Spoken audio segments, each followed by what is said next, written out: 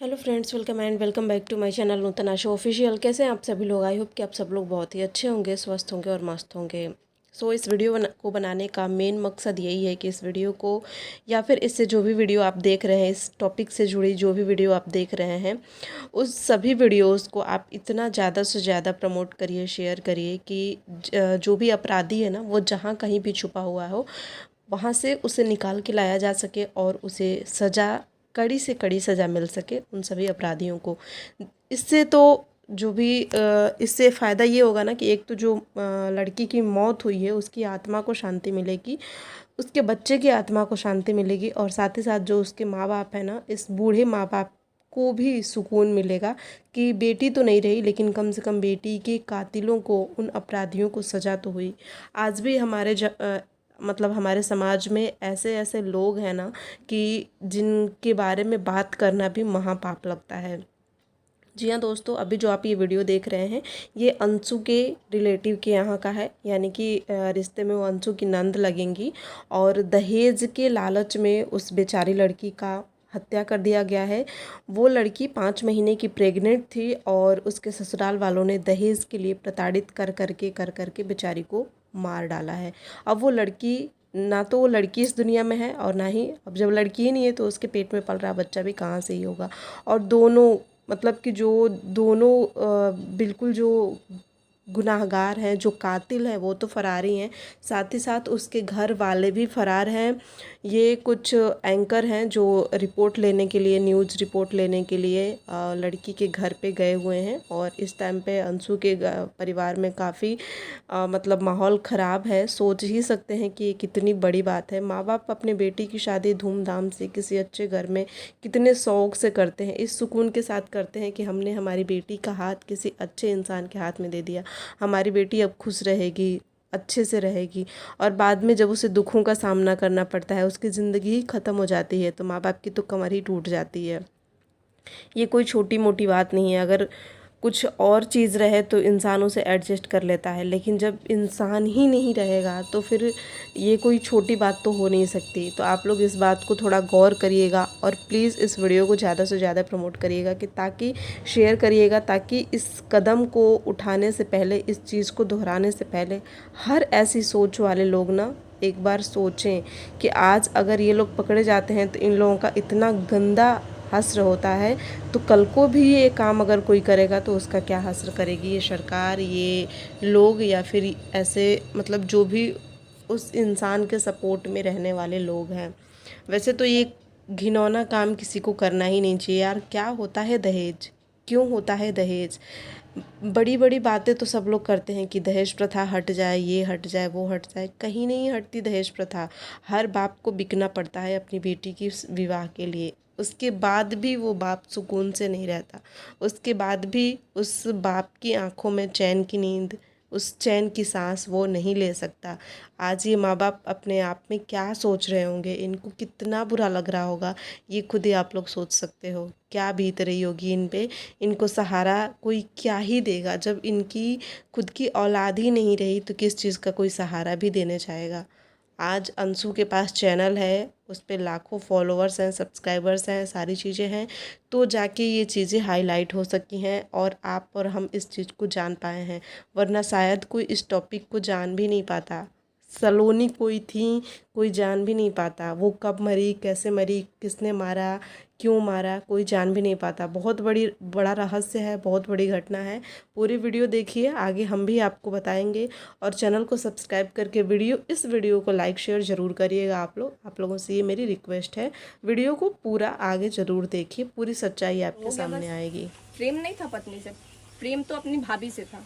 उसको तो अपनी भाभी पसंद थी, तो फिर तुम हमारी ननद का जिंदगी क्यों बर्बाद की है?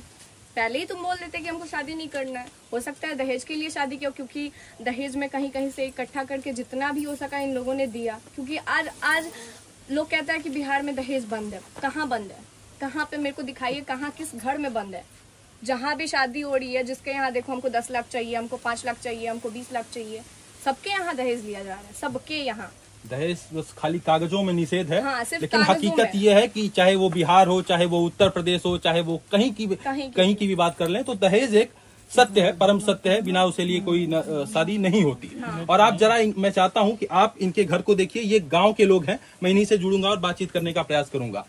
इन लोगों की पकड़ा उसके हस्बैंड को और उसकी भाभी को फिलहाल, और कोई अगर नहीं भी पकड़ा जा रहा है तो उसके हस्बैंड को तो पकड़ना बहुत ज्यादा जरूरी है। और जहाँ भी वो लोग हैं दोनों साथ में है, इतना तो मैं कह सकती हूँ, दोनों साथ में है। क्योंकि हम लोगों ने पता किया है, वो अभी ना अपने मायके में ना कहीं भी है, और वो भी नहीं है अपने घर पे आया था, तो वो आया हुआ है घर पे अभी।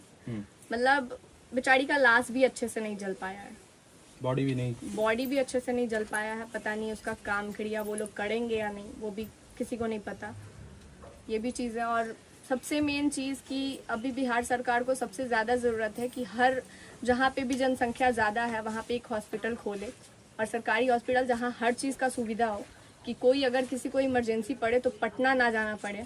अब हमारे यहाँ ही बताइए, किसी को अभी तुरंत कुछ हुआ तो हम लोग पटना लेके जाते जाते तब तक तो वो रास्ते में ही ख़त्म हो जाएगा, फिर क्या फ़ायदा है, छोड़ दोगे घर।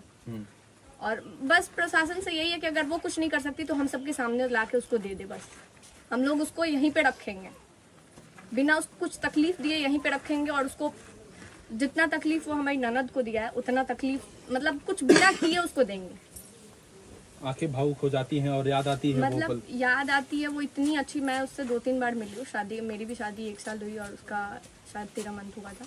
तो रक्षाबंधन में हम लोग मिले थे, फिर 1-2 बार हम लोग मिले थे। मतलब बहुत अच्छी थी, मतलब शायद मेरी ही उम्र की होंगी वो, और मतलब बहुत अच्छी थी, इतनी शांत लड़की। अभी तक मतलब सच में जितनी भी लड़कियां हैं हमारे घर में सबसे अच्छी थी वो।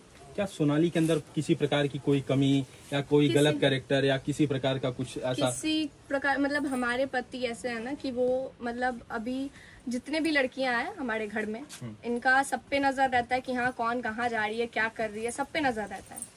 और उस पे उसका भी देखे थे वो, मतलब बहुत बार उसका मतलब कुछ भी पता करने का कोशिश किया कि हाँ कुछ गलत तो नहीं कर रही है, पढ़ने जा रही है तो मतलब एक भाई के नाते। लेकिन कभी उसका कुछ भी सामने नहीं आया, कुछ भी ऐसा कुछ देखने नहीं मिला। मतलब वैसी लड़की मिलना मुश्किल है अभी के टाइम में। मतलब वो रियल नहीं होता कि हाँ एक गरीब की बेटी कैसी होती है, पूरा वो वैसी थी। मतलब उसको हर चीज़ में, खाना बनाने से लेके हर चीज़ मतलब परफेक्ट। लोग कहते हैं ना कि तुम, आज मेरे पे भी लोग सवाल उठाते हैं कि तुम अच्छे से नहीं रहती, तुम साड़ी नहीं पहनती, तुम ये नहीं करती, वो नहीं करती, तुम्हें ऐसे कर देंगे वैसे कर देंगे। लेकिन वो तो करती थी ना, वो तो साड़ी भी पहनती थी, वो तो खाना भी बनाती थी, उसका कैरेक्टर भी ठीक था, फिर उसको क्यों मारा गया? तो सुना आप सभी लोगों ने कि अंशु का क्या कहना है अपनी नंद के लिए, कि एक लड़की को ही परफेक्ट क्यों खोजा जाता है, कि वो लड़की घरेलू बन के भी रहे, वो लड़की पैसे भी कमाए, वो लड़की अपने सास ससुर पति बच्चे परिवार घर सबका जिम्मेदारी लेके चले, वो लड़की दहेज भी लेकर आए, क्यों एक लड़की से खोजा जाता है। और सही में सरकार ने जो दहेज प्रथा हटाओ नियम लगाया है ना, ये कागज़ों में ही लगाया है। वास्तविकता में तो हर किसी को दहेज चाहिए, ठीक है चलो दहेज चाहिए, पर जो एक बाप की औकात है, जो एक बाप की हैसियत है, उसने अपनी बेटी को उसकी शादी में दे दी, अपनी खुशियों से जो भी देना था दे दिया। उसके बाद ये चीज़ करना गलत है कि तुम दहेज लाओ। बेटी जब तुम्हारे घर आ गई, बहू बन के आ गई, सारी चीज़ें लेके आ गई तुम्हारे घर में, अब वो लक्ष्मी बन के आ गई, तो तुम उसे बार बार टॉर्चर करो कि तुम दहेज ले आओ, तुम दहेज ले आओ। यार तुम इंसान थोड़ी हो, तुम तो एक लालची हो। अपने घर की, अपने बेटे की शादी करने के बजाय उसे रोड पे खड़ा कर दो, कोई भीख मांगता रहे, जिससे कि तुम्हारा मुंह भरता रहेगा, झोला जो तुम्हारा पेट खाली है ना वो भरता रहेगा। बेटे की शादी करोगे तो वो लिमिट में चीज़ें लेके आएगी, लेकिन अगर तुम भीख मंगवाओगे तो वो अनलिमिटेड चीज़ें आएंगी। चोरी चमारी में लगाओगे तो अनलिमिटेड चीज़ें आएंगी। ऐसे लोगों का इसी से पेट भरता है। लेकिन समाज के लिए, लोग को दिखावे के लिए ये लोग चीज़ों पे, अपनी गलतियों पे, अपनी कमियों पे पर्दा डाल के और अच्छे ख़ानदान से, अच्छे लोगों से अपना रिश्ता जोड़ लेते हैं। बाद में उसका हश्र ये होता है कि वो अच्छे लोगों की बलि दे दी जाती है। यहाँ पे भी यही कहानी है बेचारी सोनाली की। इन लोगों ने दहेज के नाम पे बलि चढ़ा दी और सोनाली को इस दुनिया से ख़त्म कर दिया, उसके बच्चे को ख़त्म कर दिया। और आज के डेट में जो भी अपराधी हैं सारे लोग छुप के बैठे हुए हैं, कहीं से किसी का कुछ भी पता नहीं चल रहा है। तो आप लोग इस वीडियो को बहुत ज़्यादा से ज़्यादा शेयर करिएगा, जिससे कि जो भी कातिल है, जो भी अपराधी है, वो जहाँ भी छुपा है मिल जाए और उसको सज़ा हो, जिससे कि सोनाली की आत्मा को शांति मिले और सोनाली के बूढ़े माँ बाप की आत्मा को सुकून मिले। बेटी तो नहीं रही, कम से कम कातिल को सज़ा तो हो।